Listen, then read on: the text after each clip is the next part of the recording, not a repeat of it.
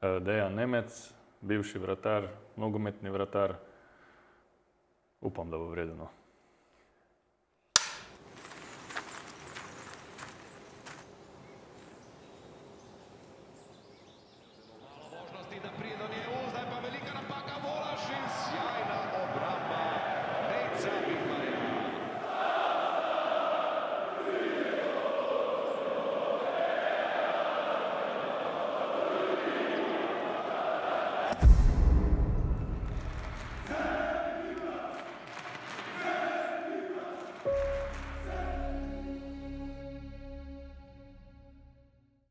Dejan Nemec, lepo pozdravljen v studijih Arene Sport.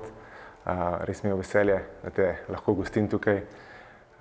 Naju veže neka posebna vez, vseeno sva tudi nekaj časa preživela skupaj, ampak do tja še prideva. Začela bova iz tam, ki ti prihajaš, iz Prekmurja. Tam velja, da ima vsaka vas svoje igrišče. Turnirji so tam res nekaj posebnega, da mi malo več zaupaj o tem. Ja, hvala za povabilo. To je res, ja, v Prekmurju je ogromno igrišč, vsaka vas ima svoje igrišče, dobesedno, če ne velikega nogometa, pol malega nogometa, ne, in turnirji potekajo vse povsod, predvsem poleti, ne, in to so eni dogodki, ki se od kluba do kluba ali pa od vasi do vasi tekmujejo, kdo bo naredil večji turnir, kdo bo več ljudi privabil in poveže še pol s kako veselico, kako muziko, ne, in tako da je poseben dogodek tam, take stvari. Daj nam ti povej, ti si igral za ta klub. Klub Bruš ali klub Bruhe? Ja, mi pravimo klub Bruš, ne, ampak je pa Bruhe, ne. Ja? Klub Bruhe, ja. Ker tam sta dva kluba. Tam je Cercle Bruhe in klub Bruhe, ne. Aha, tako se izgovori uradno. Ja, KV klub Bruhe, to je v bistvu z Anderlechtom dva najmočnejša kluba v zgodovini belgijskega nogometa. Cercle Bruhe je pa bolj domačinski klub, ne, kako bi naj rekel, iz okolja, ne. Klub Bruhe pa ima navijače iz cele Belgije, ne, to prihajajo avtobusi prihajajo na tekme in to po 20-30 avtobusov naenkrat, ne. Danes, tudi ko sem bil na teh predavanjih na Nogometni zvezi, zdaj ni več goalkeeper oziroma vratar, ampak je goal player. Zdaj si že postal igralec. Ti si začenjal verjetno še takrat, ko so žogo lahko prijeli od zadaj. Kako to gledaš na to, da se v bistvu tako v nogometu praktično 10, 20, 30 letih v bistvu popolnoma spremenil in vratarska vloga tudi sam? Sem začenjal takrat, da vemo, kaj je bilo prvo, če ne veš kam, na tribuno. Ni bila nobena sramota. Zdaj, kako je zdaj s tem? Ja, danes je čisto drugače, ne, kot je bilo recimo 30 let nazaj, ko sem še jaz začel, ali celo 40 let nazaj. Takrat si lahko pobral žogo, ko ti je vrnil soigralec, zdaj ne smeš, ne, in to se je spremenilo, glih v tistem času se je spreminjalo, vse stvari so se spreminjale.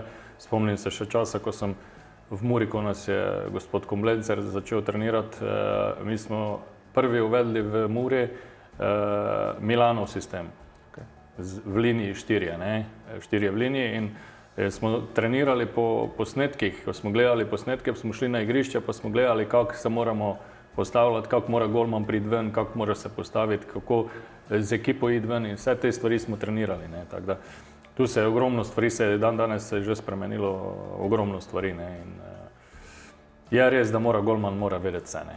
Mora iz nogo vedeti, odbraniti, biti hiter, v bistvu mora biti zaradi mene najpomembnejši na igrišču, ne.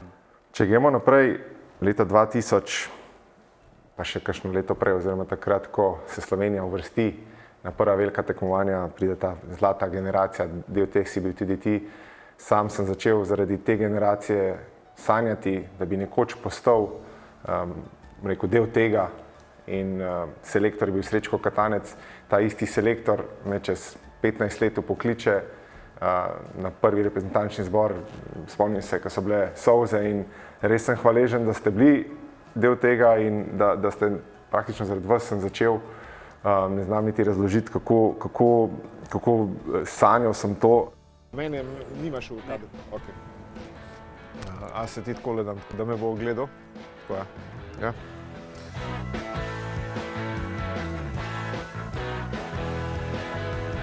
Ja, takrat je v bistvu cela Slovenija dejansko živela za fuzbal, ne.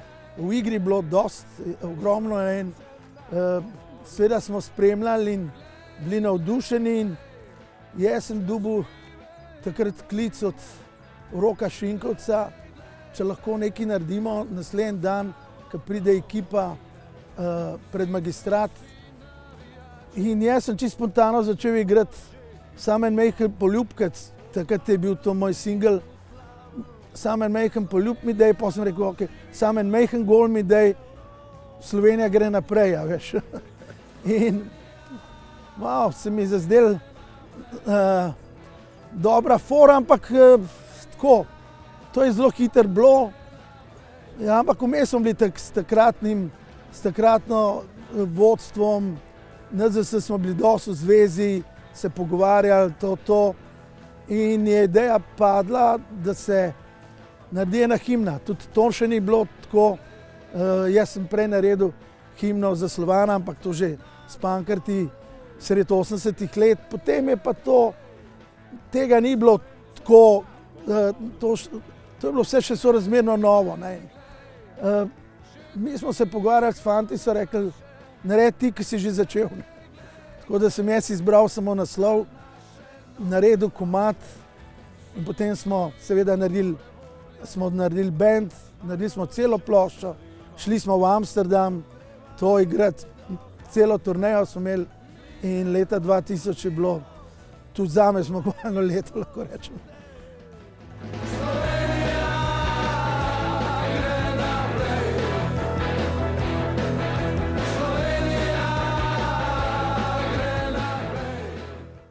Povej mi, bil si del te zlate generacije, odigral si sicer samo eno tekmo, ampak ta euforija, bili ste prvi vseeno. Ja, res smo bili prvi, ne, in to je bilo nekaj, to ne moreš opisati nekaj z besedami, ampak to moraš doživeti, ne, in enostavno težko je opisati vse te stvari, kaj so se dogajale, na kaki način so se zgodile, ampak je ta generacija res bila nekaj edinstvenega. Tudi vsi igralci ali vsi, ki so reprezentanti bili v tej generaciji, jaz sem bil z njimi, res smo se razumeli, je res, če ne bi bilo Srečka Katanca, vprašanje, če bi jaz tudi bil v tej reprezentanci, ker sem se glih takrat pred Evropskim prvenstvom sem se pol poškodoval, 2-3 mesece, po domače povedano, nisem niti redno treniral.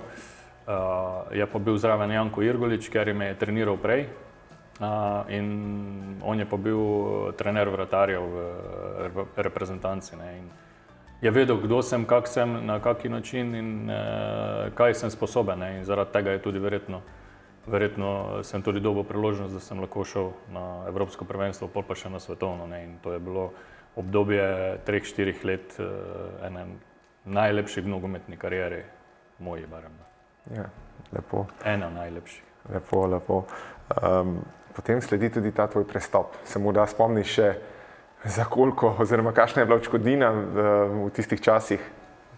Ja, takrat, ko je bil ta prestop, da bi se naredil, ne, je bilo tako, da me direktor kluba Mure me je obvestil, kao prišli bodo te gledati na tekmo proti Gorici, ne. Doma smo igrali proti Gorici, 2-1 smo izgubili, ampak vseeno sem bil igralec tekme, ne. In na koncu pravi, po koncu tekme bom ti povedal, kaj smo se zmenili, kako so zadovoljni. Jaz sem jih videl nadaleč, ko sem šel v avto, ampak noben se ni oglasil, noben ni nič rekel, on me niti ni klical. Sem rekel, vse je šlo po gobe, ne. In me pol zjutraj ob 8 kliče naslednji dan, je rekel, spakiraj stvari, bo šel gor podpisati pogodbo, naredi zdravniški pregled in vse je rešeno, ne. In to je bilo, v roku tedna dni smo rešili vse, ne. Res je pa bilo iz predsednikove strani, takrat je bil gospod Milan Merec, obljubljeno, da če bom podpisal pogodbo, da bom dobil unikatno obleko, ne, ker je v Muri še takrat on bil direktor tudi v firmi, ne. In to je tudi uresničil. sem dobil obleko in to obleko sem pol poimenoval, mislim, da je stala 350.000 mark, Okay. Ker je tudi bil taka prestop je bil toliko vreden, ne. Kaj je v bistvu mora dobiti. In to je bilo to, ne. Takrat se jaz vedno zajebavam, ko vidim to obleko, evo, to je 350.000 mark vredna obleka. Kako to, ja. Na taki način.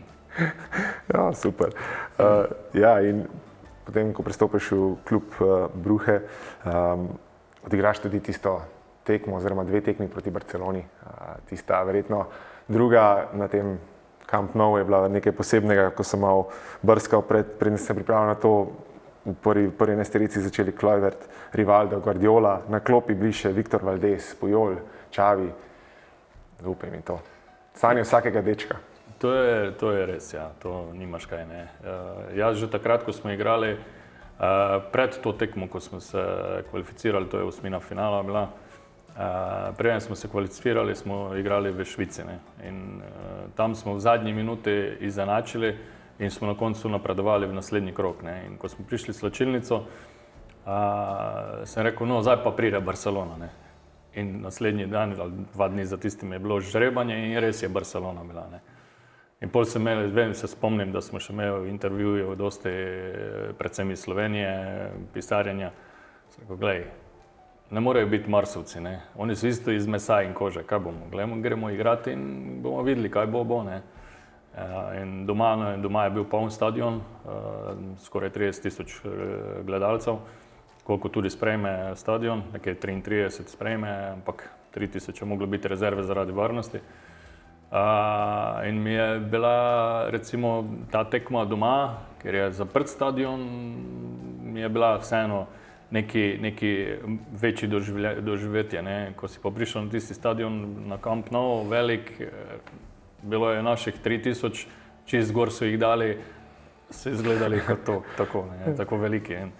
In enostavno tam je bilo nekih 50, 60, 70.000 ljudi, navijačev in je res dogodek, ne, ampak v tistem trenutku moraš pozabiti to, ne, in koliko je ljudi, koliko je vsega tega.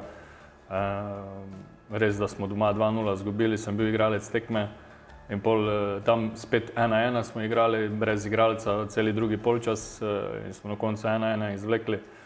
In Mark Overmars, se spomnim, je na obeh tekmah, ki je prišel 3-krat sam pred mene, ne. In 3-krat sem mu odbranil in sem rekel, čakaj malo, jaz odbranim 3 zicere, ma to nekaj ni narobe, to nekaj ni vredu, ne, nekaj je narobe. Strelec je bil pol, sem videl, iz 11 metrov, ki je na drugi tekmi Rivaldo. Tako. Na prvi tekmi pa je bil Kluivert, prvi iz centeršuta z glavo zabil, drugega je pa dal Rivaldo isto. No, že prej se pogovarjamo, sem se pošalil, takrat si imel še polno las, pa na drugi strani tudi kolega, ne? Zdaj tega tudi nima več praktično enega lasa. Kdo je bil na drugi strani? Ja, mislim, da je bil, koliko jaz vem, Reina. Mislim, da se je tudi na tej tekmi poškodoval, si je koleno poškodoval, tako da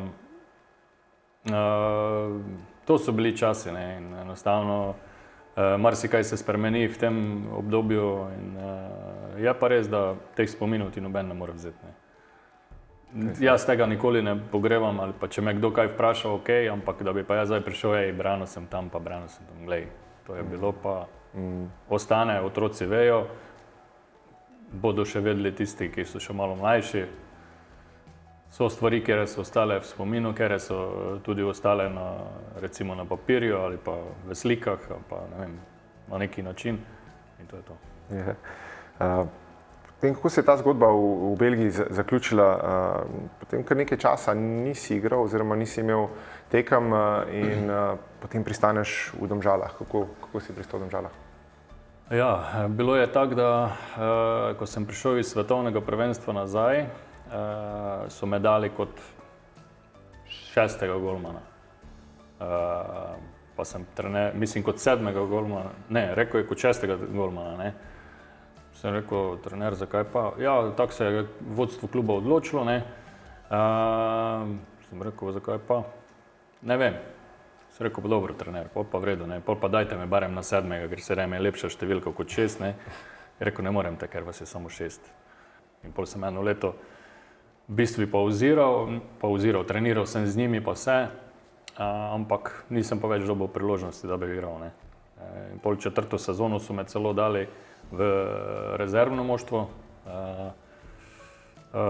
In takrat sem se pol, ko so se uvrstili v Ligo prvakov, so tega direktorja so menjali, so dali drugega in pol sem šel prositi, če bi me lahko pustili. Pozabim jaz tisto, kaj še imam do konca pogodbe in samo da grem, da bom igral. Ne. Na koncu tudi tako se zgodilo. Pol sem bil že zmenjen z Muro, ampak so se pač v zimi so se nekatere stvari spremenile, so prišli novi ljudje in so pripeljali drugega. Ne. In jaz sem pol imel možnost, da bi šel nazaj v Belgijo, v Antwerp, ampak sem bil že tam na provi pa vse. Na koncu sem se odločil, da ne, ker so začeli nekaj se cenkati, pa zmenili smo se vse, naredil sem vse tisto, kaj je bilo potrebno in na koncu so oni tudi izpadli iz lige. Ne. Nažalost je tako bilo in pol sem pa pristal v Domžale. Pol leta sem sicer pauziral, to je bilo vse skupaj 8 mesecev, da sem bil na pauzi. In pol v Domžale sem pa prišel prek Martina Magistra. Martin Magistr je bil trener kondicijski, mislim, da v Domžalah in me je pol vprašal, ker smo se srečali, slučajno smo se srečali v Čatežu, Terme Čatež, smo se srečali in me je vprašal, kje sem, rekel, verjetno bom končal. Kaj boš končal? Luka Grešak kao hoče iti, bom jaz jim povedal tu, pa da vidimo, mogoče boš prišel na kakšen trening, da te vidijo in to je to, ne, in pol se je to res zgodilo. Evo in se imam eno stvar imam tukaj zate. Kaj je takrat predstavljal za ekipo Domžal?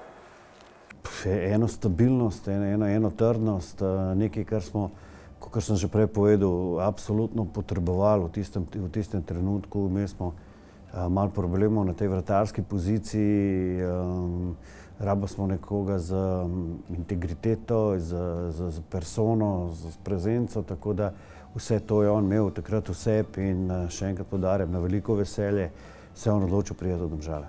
Izstopa mogoče kakšen moment, anekdota, ki vas veže, oziroma te zgodbi, ki ste ustvarjali skupaj. Pa ja, Filip je bil znan po svojih posebnih prijemih treninga in tako naprej in tako dalje. Med ostalim je imel tudi ta črni pas iz karateja in v nekem trenutku je rekel Dejanu, da te bom samo malo plazil z nogo blizu obraza, no pa je bilo pa to preveč blizu, tako da je Dejan se kar paril potem za nos oziroma za brado, tako da, ampak po drugi strani se pa spomnim njegovega fantastičnega bograča, ki je skupaj z Zapatičem, se mi zdi, pa z Brezičem skuhal po koncu sezone. Ja, tle lahko tudi jaz potrdim, umela so oba dva sodelovala pod istim trenerjem Filipom Filipovskim in bili so res zanimivi treningi pod njegovim vodstvom. Ja, Domžale, kakšne spomine imaš na Domžale oziroma tam si se potem spet našel? Ja, ko sem prišel v Domžale, je res bilo tako, smo se na hitro zmenili, jaz sem samo hotel igrati, ne. In enostavno dobil sem priložnost spet zaživeti nogometno.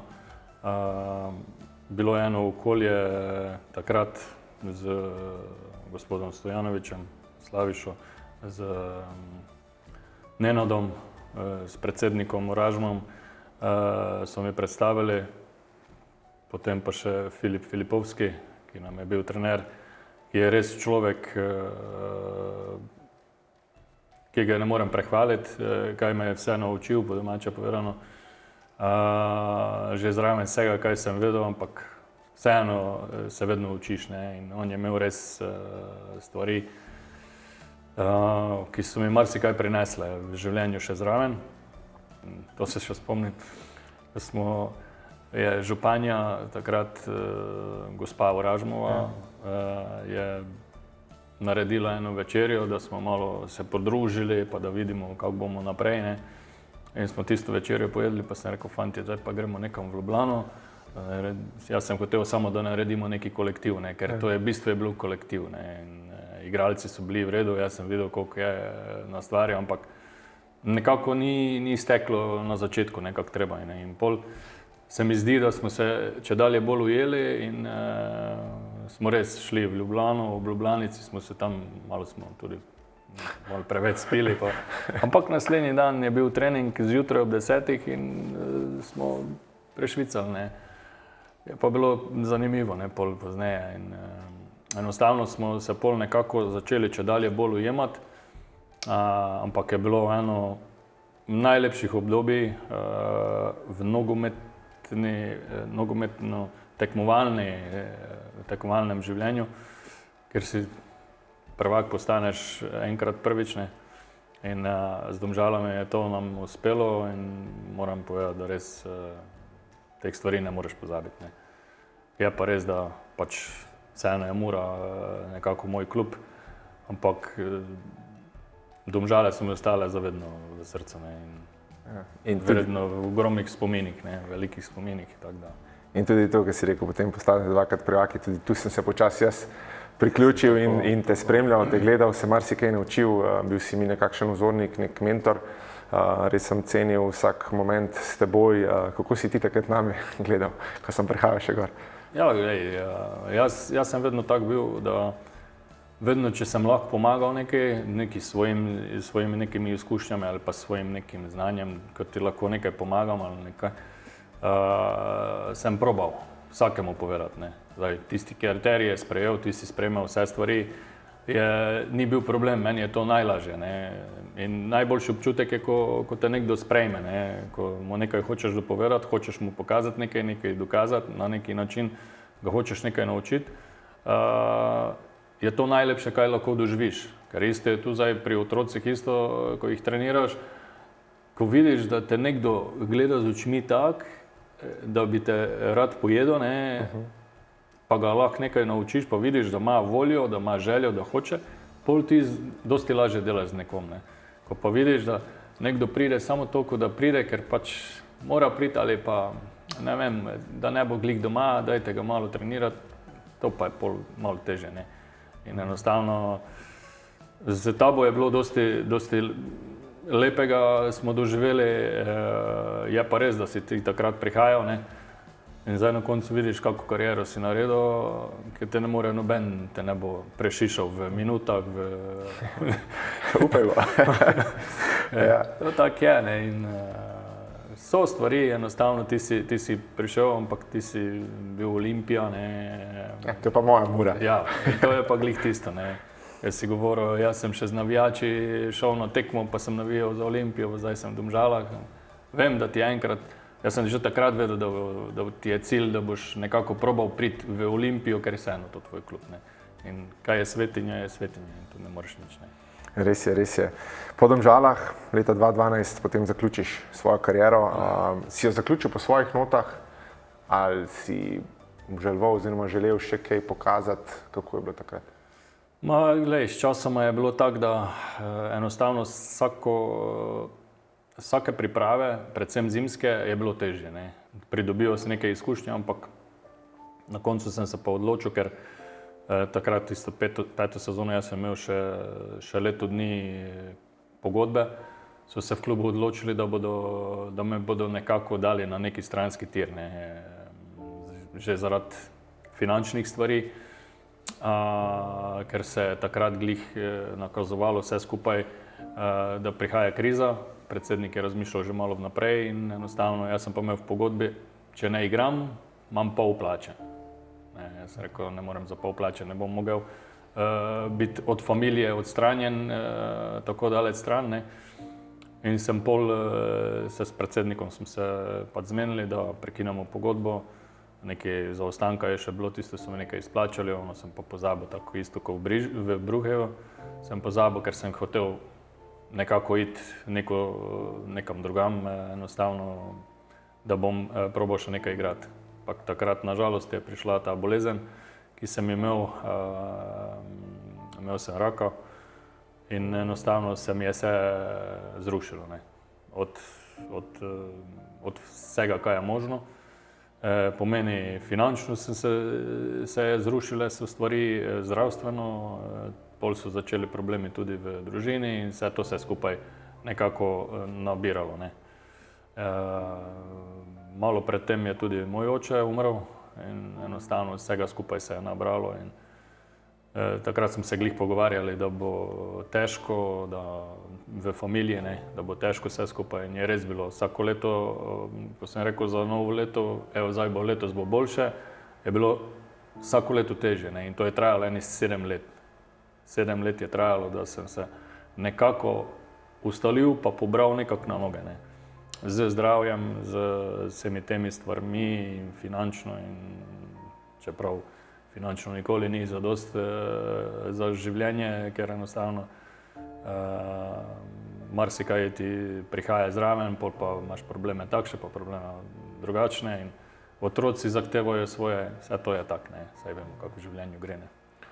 Ja, in to, ko si prišel na to bolezen, rak, ko si izvedel za to, kako si to sprejel, vemo, kaj je, vsi težimo k nečemu, potem pa, ko se zgodi taka stvar, želimo samo eno, zdravje, biti zdrav, ne znam si predstavljati tega, ampak tudi kako je to sprejela tvoja najbližja okolica oziroma tvoji bližnji?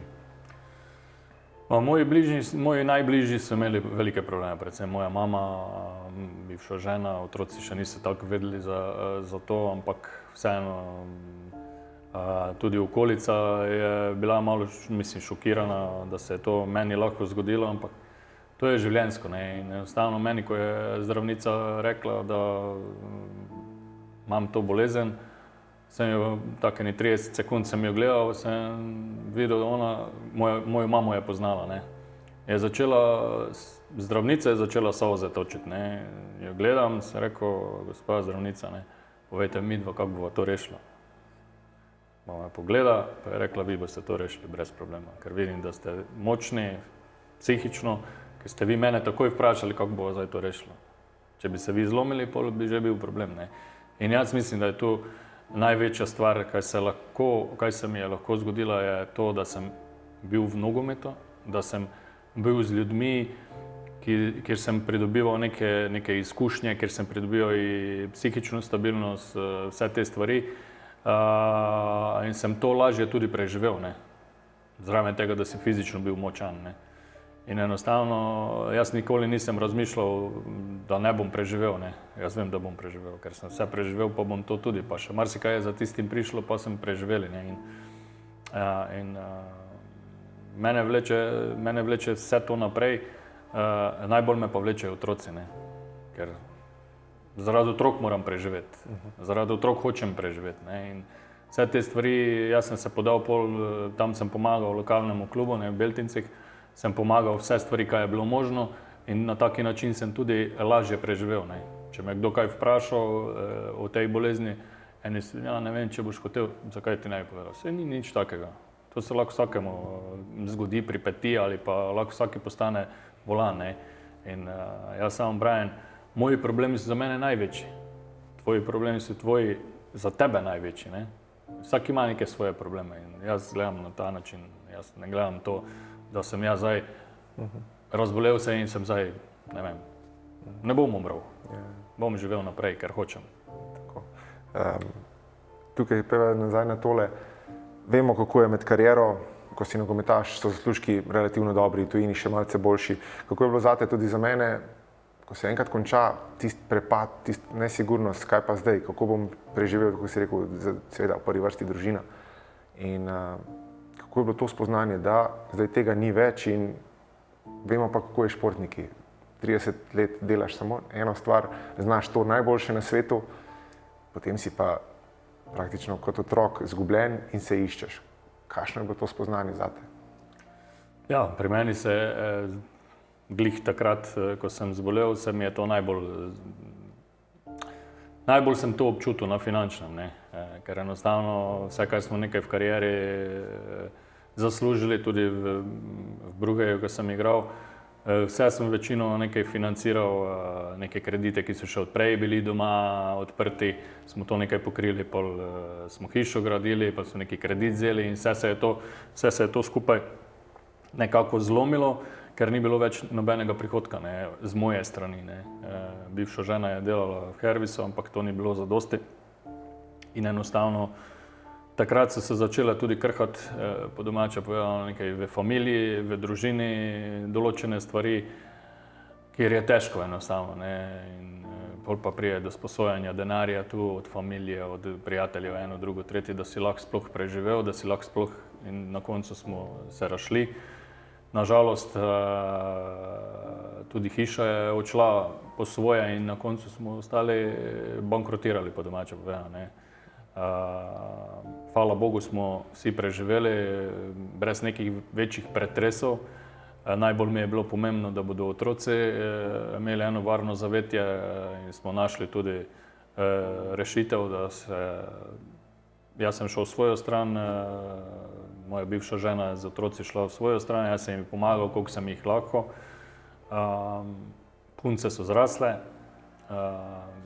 zdaj že hodijo, ena že študira, druga je v srednji šoli, isto v gimnaziji in hvala Bogu imam odlične odnose z vsemi, ne, in tako da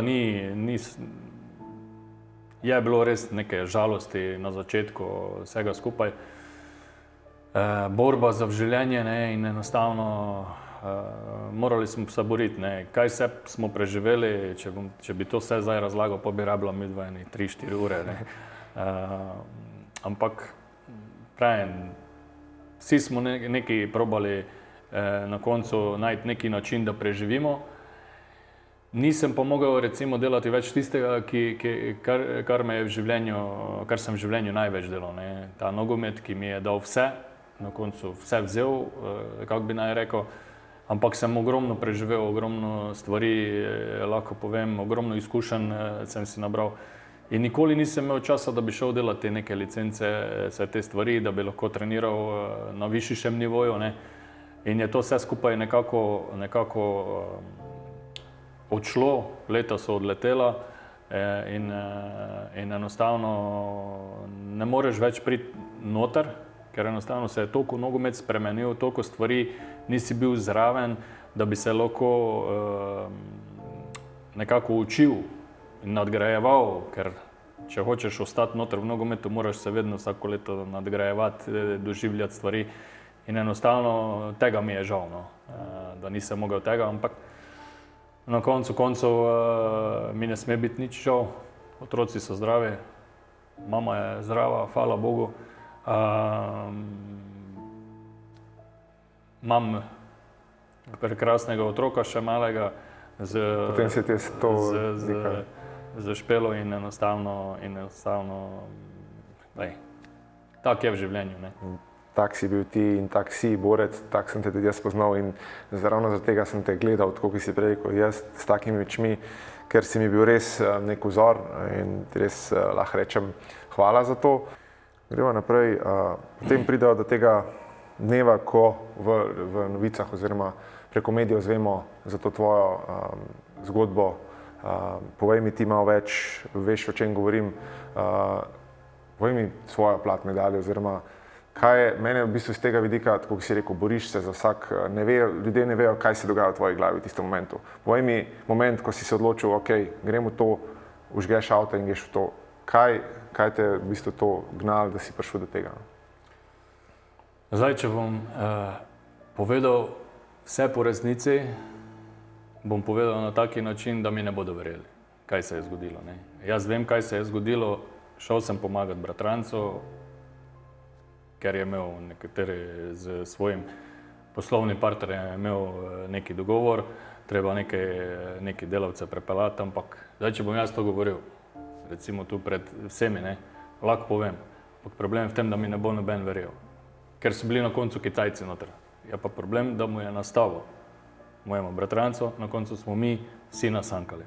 In na koncu zdaj, ker sem jaz nasankal, na koncu sem jaz bil v medijih največja črna ovca, jaz sem tudi mojemu bratrancu rekel, glej, oprosti, ampak mene so fentali, mene so uničili v časopisih, po celi Sloveniji govorijo, ne samo v Sloveniji, tudi v Belgiji so pisali o tem, v na Hrvaškem so pisali o tem.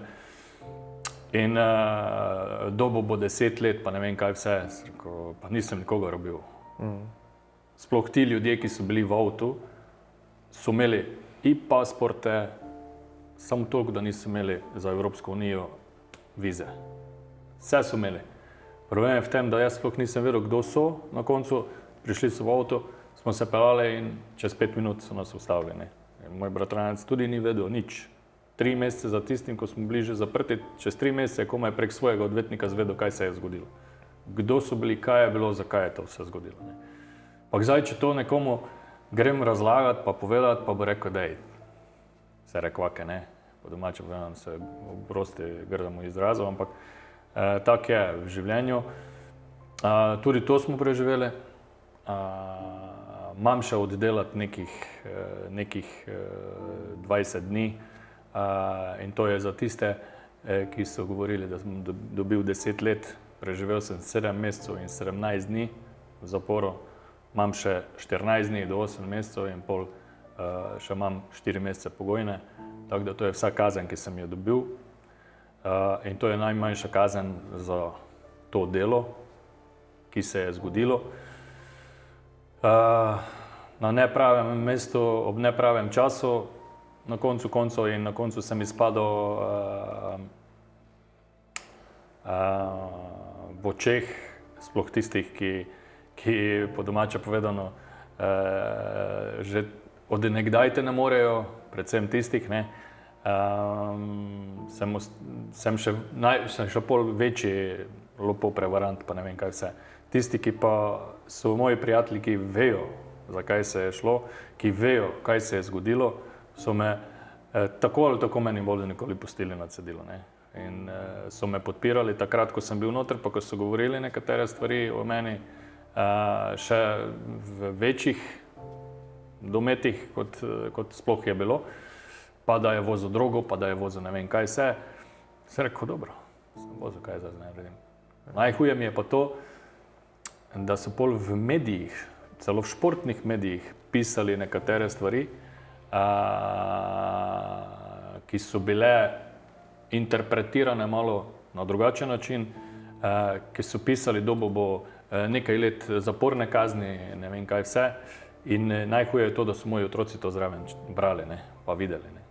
Moja mama, otroci, familija, vsi skupaj, da je to bilo v medijih, ne, na taki način interpretirano. Ne. Pak na koncu smo tudi to preživeli. Je ena izkušnja več, tudi tam sem se neke stvari naučil. Tako da jaz vedno vzamem vsako stvar, ki se zgodi negativno, moram nekaj pozitivnega najti ven. Sem tudi tam spoznal ljudi, ki recimo ne spadajo niti pod razno tam, ne spadajo, so pa nekateri, ki pač bi morali mogoče na drugem mestu biti, ne, že. Tako pač je življenje. Ja, in glih na tej točki ti bom pokazal še drug del.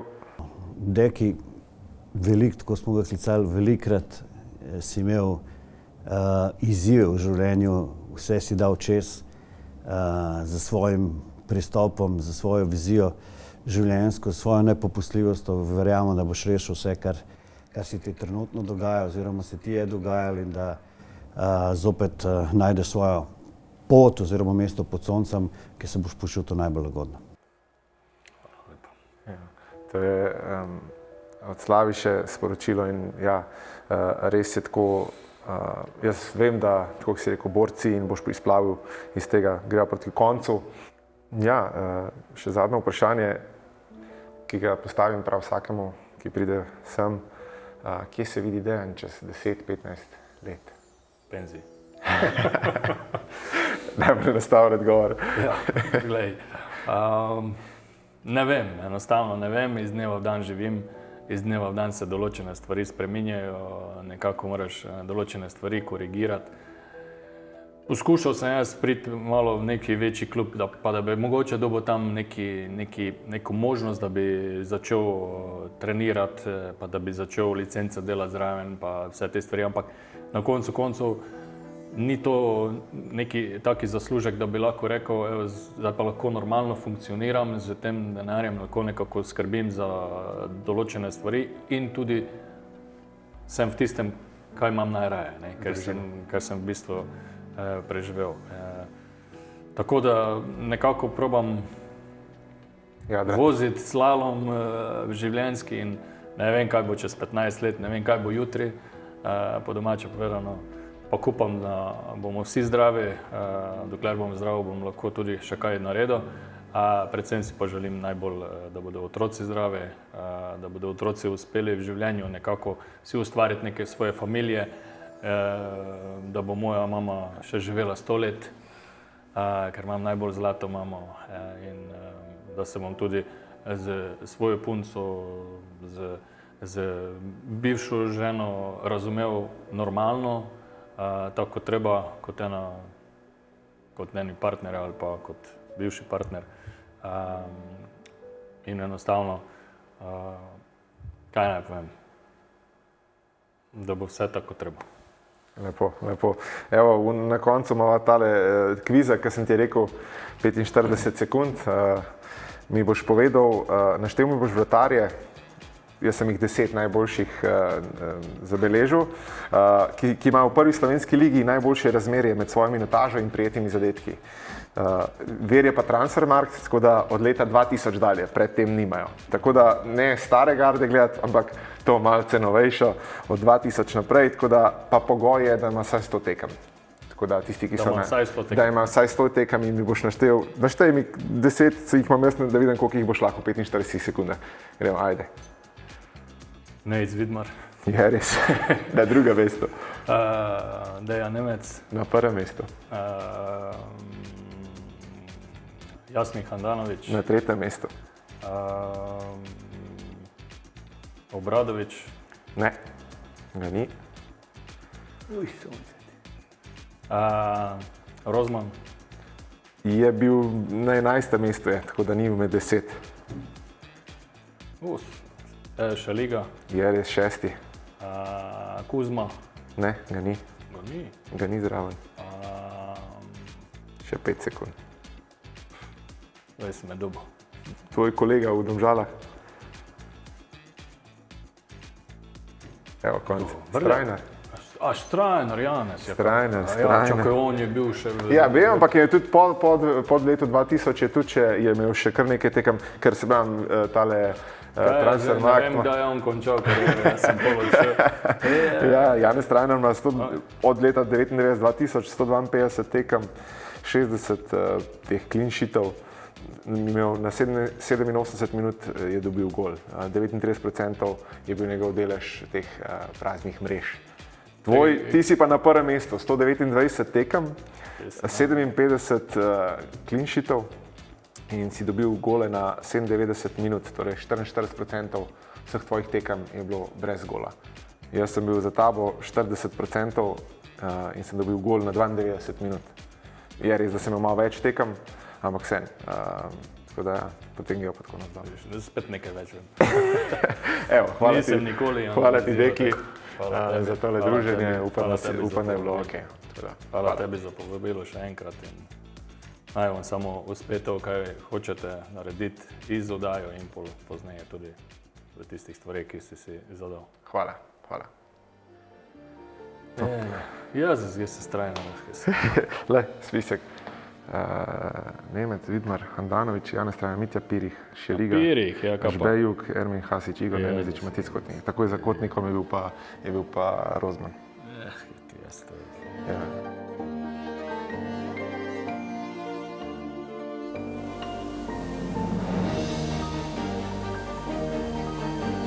Trener Jože Karoli se je odločil v naslednjih 11 igralcev. Na gol je številko 1 Dejan Nemec. Tošovski je poskusil strelom, vendar se je izkazal reprezentančni vratar Mure Dejan Nemec. Branil je Dejan Nemec!